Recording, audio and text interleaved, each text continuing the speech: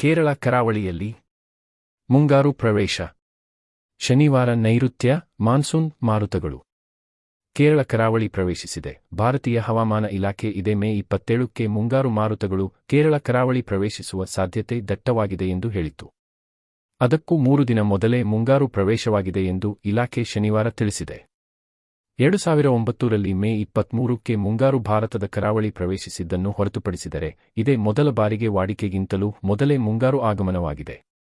ಸಾಮಾನ್ಯವಾಗಿ ಜೂನ್ 1ರಂದು ಮುಂಗಾರು ಕೇರಳ ಕರಾವಳಿ ಪ್ರವೇಶಿಸುತ್ತದೆ.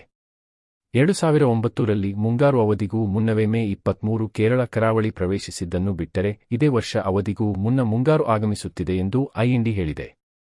ಈ ವರ್ಷ 2025 ಮುಂಗಾರು ವಾಡಿಕೆಗಿಂತ ಹೆಚ್ಚು ಮಳೆ ಸುರಿಸಲಿದೆ ಎಂದು ಐಎನ್ಡಿ ಈಗಾಗಲೇ ಮುನ್ಸೂಚನೆ ನೀಡಿದೆ. ದೇಶದ ಕೃಷಿ ವಲಯದ ಆಧಾರಸ್ತಂಭವಾದ ಮುಂಗಾರು ಮಳೆ ದೇಶದ 42% ಜನರ ಜೀವನ ಮೇಲೆ ನೇರವಾದ ಪರಿಣಾಮ ಬೀರುತ್ತದೆ. ದೇಶದ ಜಿಡಿಪಿಗೆ 18% ಕೊಡುಗೆ ನೀಡುತ್ತದೆ.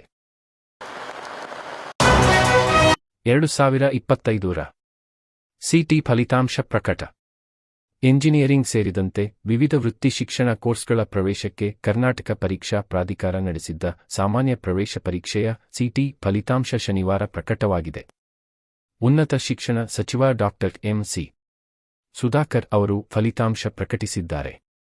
ಏಪ್ರಿಲ್ 16ರಂದು ಭೌತ ವಿಜ್ಞಾನ ಮತ್ತು ರಸಾಯನ ವಿಜ್ಞಾನ, ಏಪ್ರಿಲ್ 17ರಂದು ಗಣಿತ ಮತ್ತು ಜೀವ ವಿಜ್ಞಾನ ವಿಷಯಗಳ ಪರೀಕ್ಷೆಗಳನ್ನು 775 ಪರೀಕ್ಷಾ ಕೇಂದ್ರಗಳಲ್ಲಿ ನಡೆಸಲಾಗಿತ್ತು.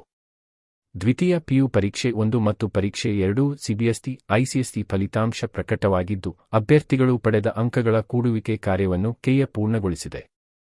ಫಲಿತಾಂಶದ ಲಿಂಕ್ಗಳು ಮಧ್ಯಾಹ್ನ 2 ಗಂಟೆಯ ನಂತರ ಲೈವ್ ಆಗುತ್ತವೆ. ಟಿಪ್ಸ್ ಸೆಟನ್ಲೈನ್ ಕರ್ನಾಟಕ ಗವ್ ಇನ್ ಅಗ್ಸೆಟ್ ರ್ಯಾಂಕ್ 2025 ರ್ಯಾಂಕ್ 2025 ಚೆಕ್ ರಿಸಲ್ಟ್ ಆಸ್ಪ್ಸ್ ಟಿಪ್ಸ್ ಕ ರಿಸಲ್ಟ್ಸ್ ನಿಕ್ ಇನ್ ವೆಬ್ಸೈಟ್ನಲ್ಲಿ ಫಲಿತಾಂಶ ವೀಕ್ಷಿಸಬಹುದಾಗಿದೆ.